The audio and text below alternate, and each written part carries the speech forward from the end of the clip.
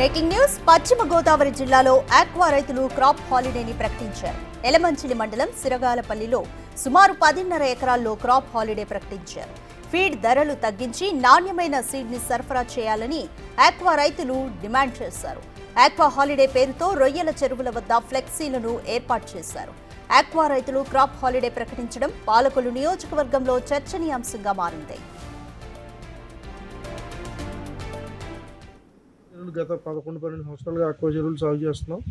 ఎప్పుడూ ఇంత దారుణమైన పరిస్థితి మాకు కనపడలేదు. ఈ ఆక్వా సాగులో నాకు తెలుసున్న మట్టుకి గత 2013 సంవత్సరంలో ఫీడ్ రేటు 1800-1700 ఉంటే ఈరోజు 2800 అయింది. అదే రొయ్య రేటు 2013లో 440 రూపాయలకి నేనే అమ్మాను ప్రత్యక్షంగా. అదే 40 కౌంట్ ఈరోజు 340 రూపాయలు అవుతుంది. 100 రూపాయలు తక్కువగా ఉంటుంది. ఇంకా ఈ ప్లాంట్ల యొక్క ఫీడ్ ప్లాంట్లు అలాగే మేత రేట్ ఏమో చాలా పెరిగిపోయింది. ఈ ఫీడ్ ప్లాంట్లు, ప్రాసెసింగ్ ప్లాంట్లు యొక్క నిరంకుశ ధోరణి మేము తట్టుకోలేక భగవాన్ రాజు గారు చెప్పిన ఆక్వా సంఘం జై భారత్ శ్రీరామ ఆక్వా సంఘం ప్రకటించిన దానికంటే ఇంకా 2 నెలలు ముందుగానే నేను ఈ క్రాప్ హాలిడే ప్రకటించడం జరిగింది. ఈ ప్రాసెసింగ్ ప్లాంట్లు, ఫీడ్ ప్లాంట్ల యొక్క ధోరణి మార్చుకోకపోతే మేము ఆక్వాకల్చర్ సాగించలేం. ఆక్వాకి మనుగడ ఉండదు.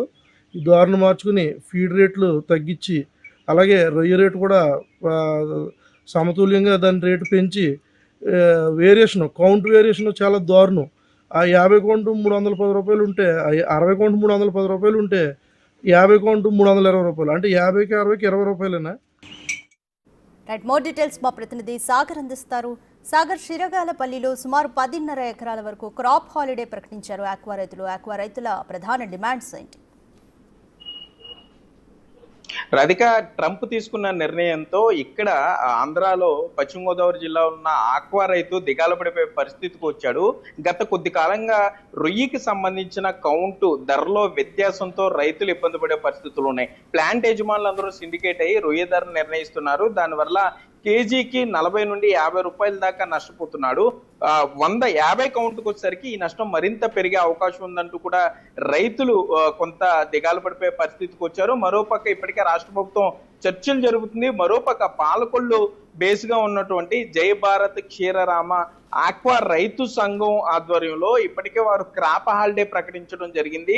ప్రభుత్వం దిగివచ్చి ఇటు సీడ్ కానీ ఫీడ్కి సంబంధించి ధరలను కొంత స్థిరీకరించకపోతే క్రాప్ హాలిడే ప్రకటిస్తామని ఇప్పటికే వారు ప్రకటించడం జరిగింది. అయితే జూన్, జూలై, ఆగస్టు అని చెప్పారు. కానీ ముందుగానే ఎలమంచిల మండలం సిరగాలపల్లి గ్రామానికి సంబంధించి చిలుకూరు బాలాజీ, నాగప్రసాద్ అనే రైతులు సుమారుగా 10.5 ఎకరాల్లో తమ రొయ్య ఏదైతే ఆక్వా చెరువు వద్ద రొయ్యను పండిస్తారో అక్కడ ఒక ఫ్లెక్సీ కూడా ఏర్పాటు చేశారు. రొయ్య ధరకి సంబంధించి మద్దతు ధర లేకపోవడంతో క్రాప్ హాలిడే ప్రకటిస్తున్నాం అంటూ కూడా ఏ సర్వే నెంబర్లో క్రాప్ హాలిడే ప్రకటించారో మొత్తం అదంతా కూడా వివరాలతో కూడిన ఫ్లెక్సీని అక్కడ వారు ఏర్పాటు చేశారు. సుమారు 10.5 ఎకరాల్లో ఇప్పటికే మొదటి అడుగు కింద ఈ ఇద్దరు రైతులు ఆక్వా క్రాప్ హాలిడే ప్రకటించారు. ఇది మరింత కొనసాగే అవకాశం ఉంది.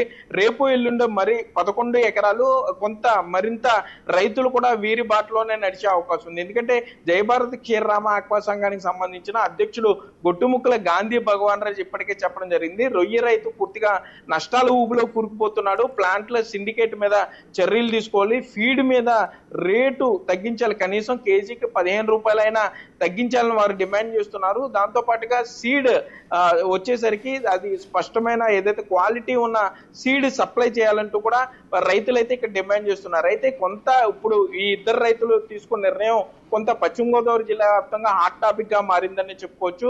సుమారుగా ఇక్కడ 50% వరకు రొయ్య ఎక్స్పోర్ట్ జరుగుతుంది. సో రైతులందరూ కూడా ఇదే బాటలో కొనసాగితే అటు రాష్ట్ర ప్రభుత్వం ఆదాయానికి భారీ ఎత్తున గండిపడే అవకాశం ఉంది. ఇప్పటికే అధికారులు ఇద్దరు రైతులతో కూడా చర్చిస్తున్నారు. క్రాప్ హాలిడేకి సంబంధించి ఇంకా స్పష్టమైన నిర్ణయం రైతులు తీసుకోనందున ఆ నిర్ణయాన్ని కొంత వెనక్కి తీసుకోవాలంటూ కూడా అధికారులు ఇక్కడ పాలకొల్లు ఎలమంచిల మండలం ఏదైతే ఈ సిరగాలపల్లి గ్రామం ఉందో ఆ గ్రామ రైతులు రిక్వెస్ట్ చేసే పరిస్థితి అయితే ఇక్కడ ఉంది. Radhika, thank you Sagar.